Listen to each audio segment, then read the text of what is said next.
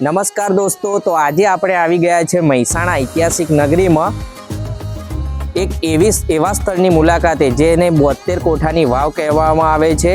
ઘણા લોકો મહેસાણા વાસીઓ પણ હશે જેમને 72 કોઠાની વાવ જોયેલી નહીં હોય।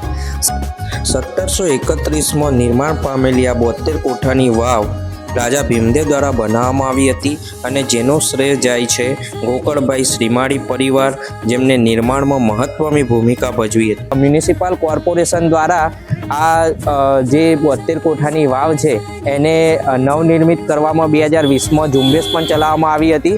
અત્યારે તમે જોઈ શકો છો કે કેટલી બિસ્માર હાલતના અંદર આ આપણી 72 કોઠાની વાવ સ્થાપત્ય કલાનો એક અદ્ભુત નમૂનો છે, એ અત્યારે બિસ્માર હાલતમાં પડેલી છે। હવે જોવાનું એ રહ્યું કે ક્યારે આપણા સ્થાપત્ય કલાના વારસાને સાચવવાનું કામ મ્યુનિસિપલ કોર્પોરેશન પોતાના હાથમાં લેશે। આ વાવ માત્ર પાણી માટે નહોતી, પરંતુ તે સમયના લોકો માટે સામાજિક મિલન સ્થળ પણ હતી।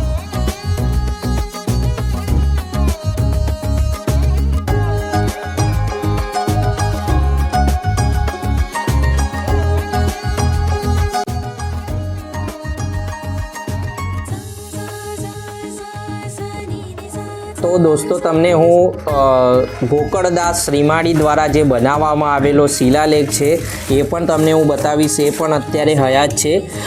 ઉપર તમે જોઈ શકો છો શ્રી ગણેશાય નમઃ, શ્રી શારદાય નમઃ લખેલું છે અને આ શિલાલેખના અંદર જેમને નિર્માણ કરેલું છે તેમની પણ નામકરણ કરવામાં આવેલું છે। તો આ છે 72 કોઠાની વાવનો ઇતિહાસ। તો આ જે જગ્યા છે એક ફોટોશૂટ, હિસ્ટોરિકલ ફોટોશૂટ માટે એક પરફેક્ટ જગ્યા છે। તમે જોઈ શકો છો કે હિસ્ટોરિકલ જે ફોટોશૂટ કરાવવું હોય તો અહીંયા તમે વિઝિટ માટે પરફેક્ટલી આવી શકો છો। એમાં સવારે મોર્નિંગના સમયે તમે આવી શકો છો અને સાંજના ટાઈમે આવી શકો છો। અહીંયા એક શાંતિમય વાતાવરણ તમને જોવા મળશે। તો પ્લીઝ તમે અહીંયા આવો અને આપણી જે ધરોહર છે એને સાચવો અને પ્લીઝ વિઝિટ કરો। આ વાવ માત્ર પાણી માટે નહોતી, પરંતુ તે સમયના લોકો માટે સામાજિક મિલન સ્થળ પણ હતી। આજે સદીઓ બાદ પણ 72 કોઠાની વાવ આપણને આપણા સમૃદ્ધ ઇતિહાસ અને સંસ્કૃતિની યાદ અપાવે છે।